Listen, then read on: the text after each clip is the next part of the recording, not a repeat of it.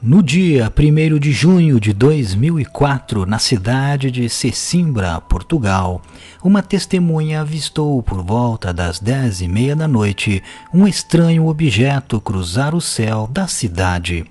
Naquele momento, o objeto ficou visível por cerca de 1 minuto e em seguida foi perdendo seu brilho até desaparecer.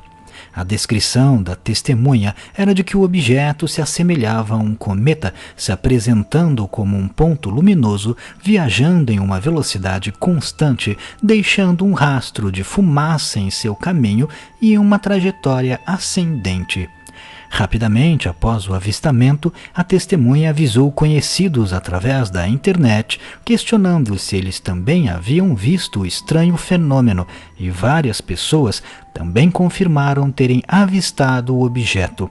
Na cidade de Guimarães, na vila de Pevidém, por volta das 11h08 da noite, quando Antônio da Costa e Silva passeava com seu cachorro como fazia diariamente, foi surpreendido por algo no céu que lhe chamou a atenção. Era um objeto luminoso com as mesmas descrições das testemunhas anteriores. Antônio também conta que o objeto era silencioso e o ponto luminoso, juntamente com a fumaça luminosa que era emitida pelo objeto, ocupavam um grande espaço no céu do ponto de vista dele. O avistamento de Antônio durou cerca de 2 a 3 minutos, e quanto mais o objeto se afastava, mais acentuada ficava a sua trajetória de subida. Em um primeiro momento, Antônio inclusive teve a impressão de que o objeto estava parado, mas com o passar dos segundos foi ficando cada vez mais evidente para ele que a trajetória do objeto era de fato de subida, até que o objeto foi se afastando, seu brilho diminuindo até desaparecer de vista. Antônio falou também com alguns vizinhos que, da mesma forma, avistaram o fenômeno.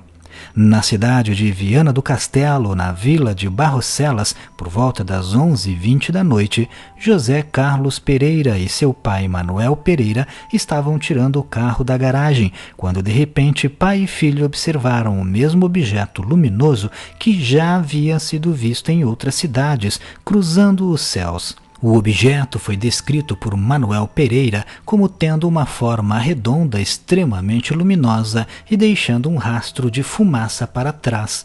José estima que o objeto ficou visível para os dois por cerca de 1 minuto e meio. O objeto foi visto por dezenas de testemunhas em várias partes diferentes de Portugal, e todas as testemunhas concordavam que o objeto era muito incomum e não se assemelhava a nada que eles já haviam visto antes.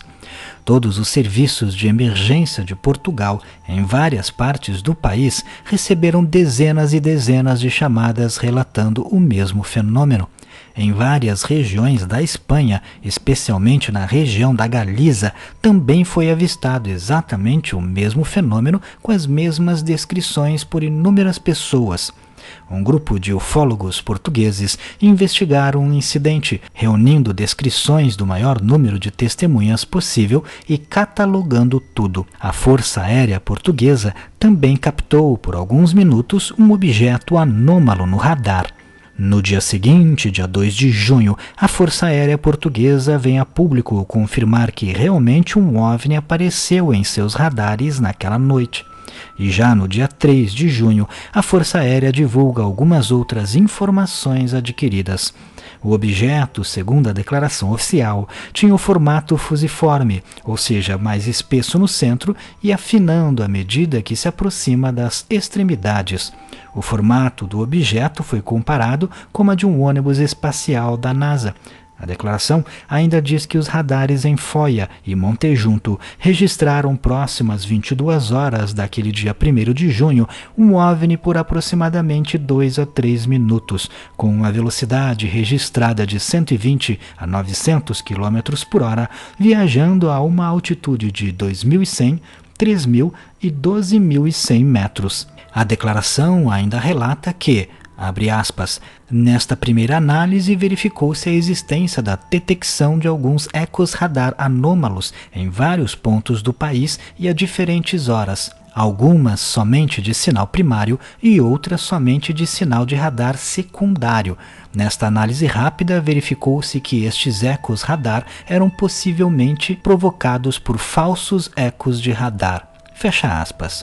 Ou seja, a declaração admitia o que havia sido registrado, porém informava que provavelmente tratava-se de um erro na captação dos sinais de radar e não que haveria de fato ter sido detectado um OVNI voando nos céus de Portugal. Outro dado interessante é de que, segundo os investigadores ufológicos, verificando os horários dos avistamentos do objeto e por onde ele passou, estimou-se que ele percorreu 1.500 quilômetros em aproximadamente 45 minutos, o que dá uma velocidade de cerca de 2.000 quilômetros por hora. A explicação de que seria um meteorito passou pela cabeça das testemunhas, porém o comportamento do objeto com uma trajetória em direção ao céu, ganhando altitude, torna essa hipótese menos provável, pois um meteorito não iria ser visível por quase 1 hora e nem ter uma trajetória de subida. A hipótese de ter sido uma estrela, planeta ou fenômeno atmosférico também foi descartada pelo fato de pessoas de diferentes lugares de Portugal terem presenciado o fenômeno em diferentes horários. A possibilidade mais plausível poderia ser de que se tratava de algum tipo de teste ou missão militar, ou até mesmo uma missão astronômica. A descrição do objeto, por exemplo, bate perfeitamente com o que foi relatado quando avistamos aqui no Brasil um foguete indo para o espaço. Nesta ocasião, testemunhas da região norte e nordeste do Brasil viram um objeto cruzar os céus, que no final descobriu-se se tratar do foguete chinês cruzando os céus brasileiros. Uma outra hipótese para tentar explicar o que foi visto é a de que teria sido lixo espacial. Para quem não sabe, muitas das partes de um foguete são desacopladas quando não mais são necessárias, principalmente tanques de combustível vazios. Este processo de desacoplagem deixa essa parte do foguete vagando pelo espaço. A maioria cai no oceano, mas outros podem ficar orbitando a Terra até um dia finalmente caírem. Quando a queda não é controlada, podem cair em qualquer lugar, inclusive causando acidentes. Porém, existe também aqueles satélites que são aposentados e estes guardam ainda uma pequena quantidade de combustível para poder se locomover em direção à Terra e desta forma ser guiado para cair no oceano, onde uma equipe da agência espacial responsável pelo satélite o recolhe. Desta forma, este tipo de lixo espacial poderia ser manobrável a fim de evitar cair em uma área habitada, explicando o motivo de o objeto ganhar altitude em alguns momentos. Por este motivo, os investigadores entraram em contato com a NASA a fim de verificarem se esta possibilidade poderia ser real.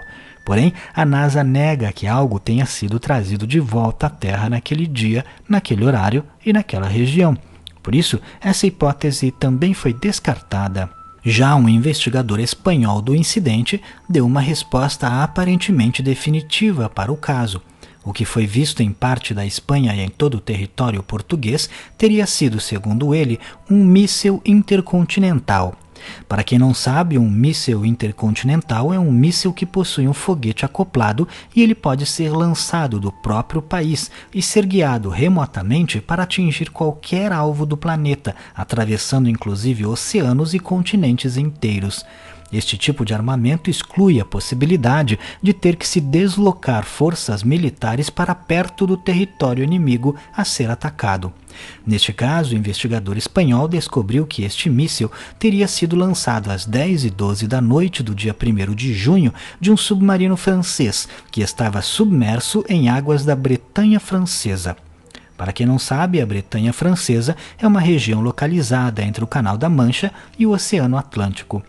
Porém, os investigadores portugueses não concordaram com essa hipótese.